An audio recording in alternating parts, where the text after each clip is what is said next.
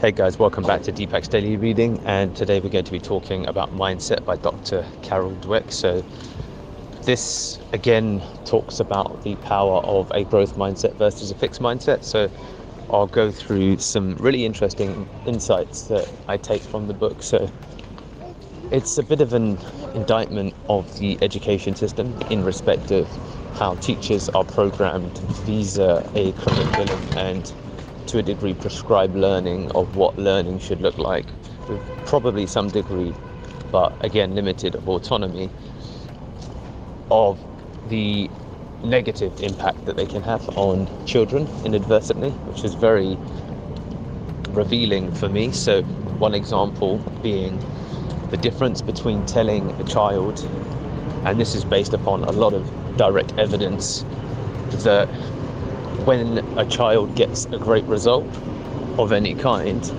then, or the teacher, and even, by the way, parents, all of us alike, saying, wow, well done, Richard, you must have worked hard for that, great effort, when they get an A in an exam, versus, for example, oh wow, you got an A, God, you're really smart, he's so intelligent. The linking in terms of reward responses of perceived IQ versus hard work reinforces a model that then impacts how they view themselves on an ongoing basis, and in all accounts that then determines how they, or what level of effort they put into areas in which they struggle. So you tell a kid he's smart and he tends to perform worse when he comes up against anything he struggles with. Tell a kid he's worked hard and therefore he deserves that result because he worked hard for it. Equate success with working hard. So then the way that this translates into the part that's incredibly important, ongoing effort into areas of challenge, is huge. And it directly leads to higher grades, higher outcomes, higher performance in all areas. So it's quite incredible to see how choice of words can directly impact somebody.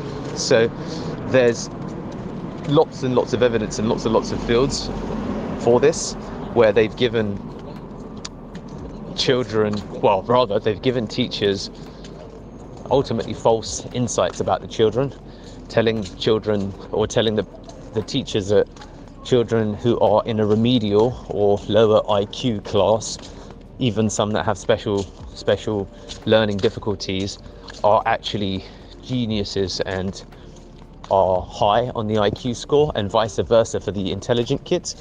And they go in and check on those kids ultimately over the course of 3 to 6 months, and the kids who are mislabeled show vast improvements in their ability, and they in some cases shoot past the intelligent kids. So think about it, that's someone who's been told, or that it technically has a D but is perceived by the teachers as being an A grade student, and it changes the way that the actual teachers teach them and how they support them, and therefore that they progress. And it just underlines the fact that intelligence is so misguided and misrepresented, and that it's really a case of figuring out how to most effectively teach the children, and also giving them the belief that everything is about effort. So really, really interesting. So yes, telling people that they're smart leads to all kinds of bad behavior, and it's no good, which is, if you think about it, it just makes complete sense.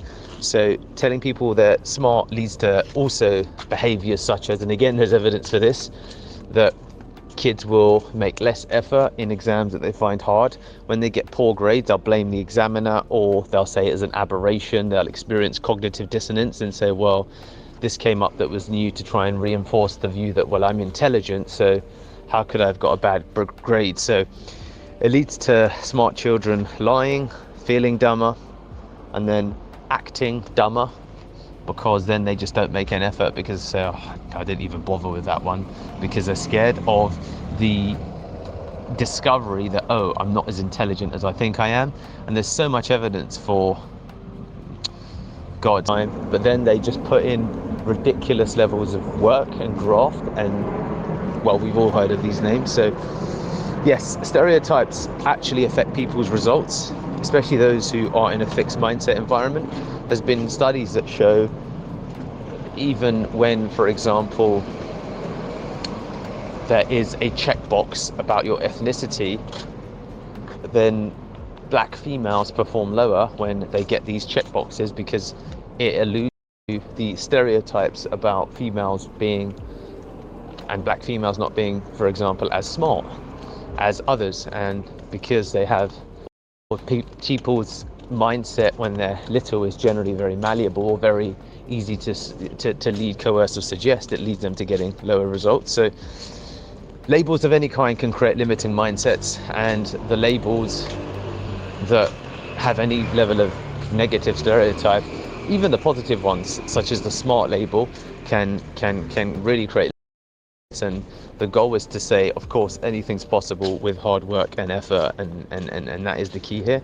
So yes, these are the key insights from mindset. Really great chapter that was, and really revealing in terms of things that we all need to think about when it comes to the language that we use with people around us, and especially those that we love.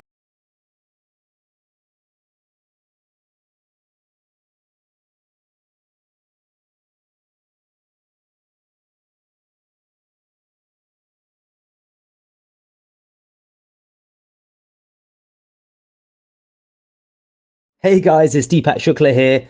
I am huge on listening to books on Audible. So if you're interested in getting all of the insights as I discover them through the course of all the books I read, please do comment, like, and of course subscribe so that you get notified every time we release a video. Thank you so much, and I hope to hear from you soon.